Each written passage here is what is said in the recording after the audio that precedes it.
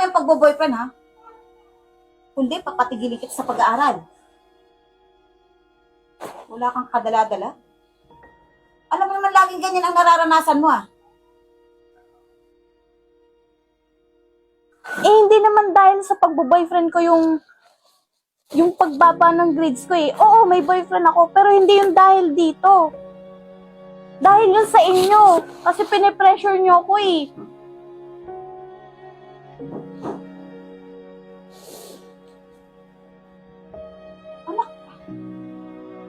Ganun ba?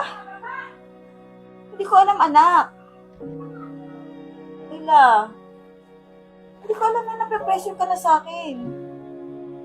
Eh, bakit hindi ka nagsasabi?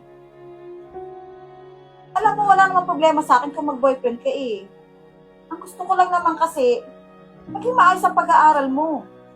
Makatapos ka. Para maging maganda ang kinabukasan mo, na.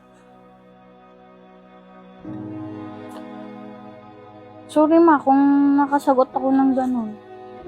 Na-pressure lang kasi ako eh. Lagi nyo kasi sinasabi sa akin na dapat taasan ko lagi yung grades ko. Anak. Sorry, anak. Sige, papayagan na kita mag-boyfriend. Basta, ayusin ang pag-aaral mo. Ito na. Naku, ang anak ko talaga. Ano mo, nag-iisa ka lang eh. Hindi mo kita pababayaan.